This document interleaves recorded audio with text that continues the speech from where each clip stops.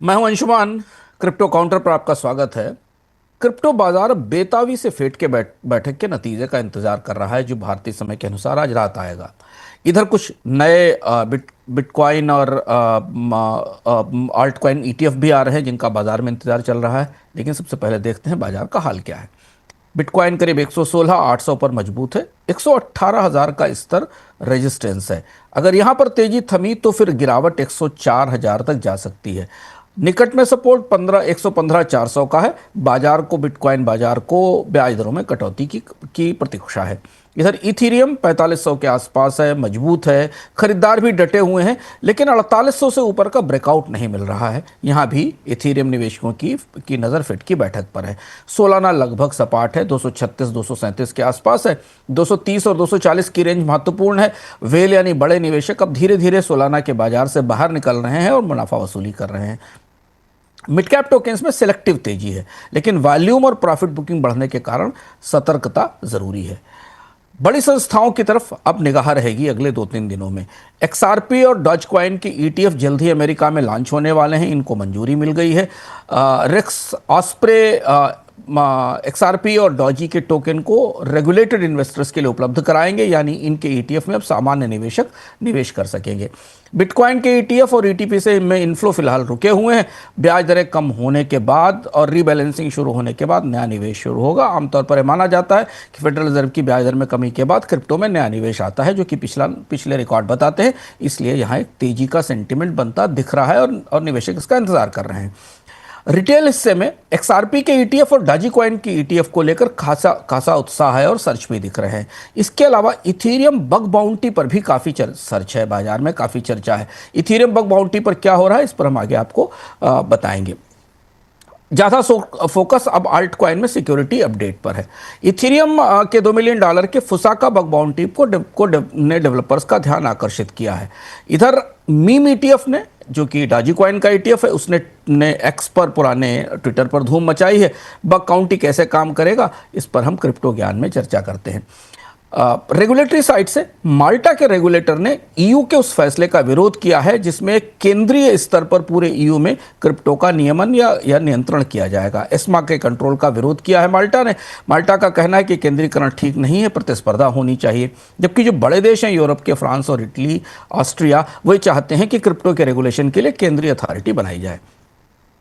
US के security exchange commission ने नए ईटीएफ मंजूर किए हैं और ऐसा माना जा रहा है कि इसके बाद कुछ और टोकन्स भी और ईटीएफ प्रोडक्ट्स लेकर बाजार में आ सकते हैं।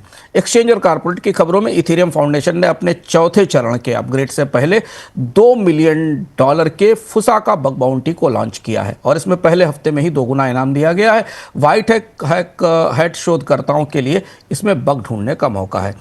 नए ईटीएफ लॉन्च के बाद अब एक्सचेंजेस, खासतौर से डॉजी कॉइन और एक्सआरपी की ईटीएफ लॉन्च के बाद एक्सचेंजेस अपनी ऑर्डर बुक को, रिपोर्टिंग सिस्टम को नए ट्रैफिक के लिए तैयार कर रहे हैं।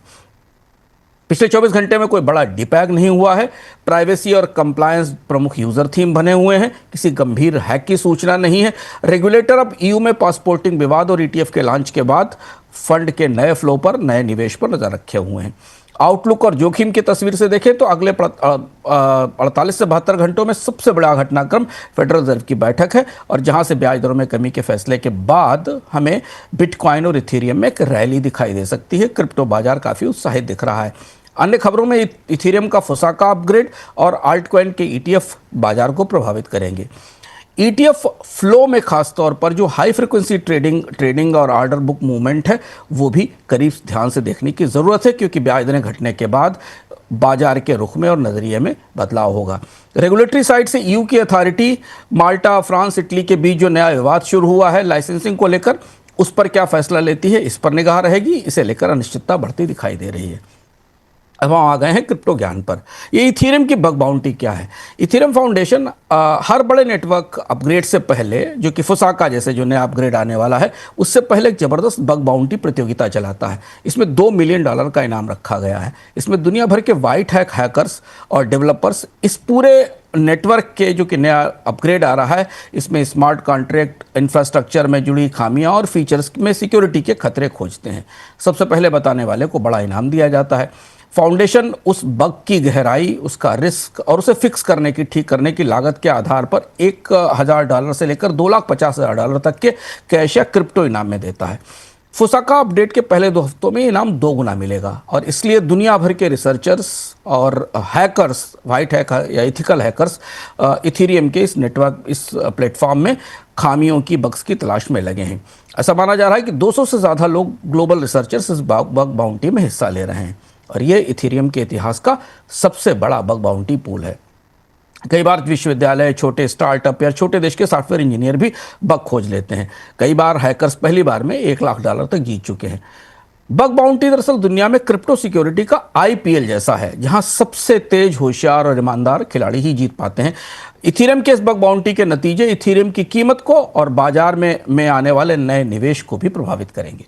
क्रिप्टो काउंटर में आज इतना ही, फिर मिलते हैं कल नए अपडेट्स के साथ।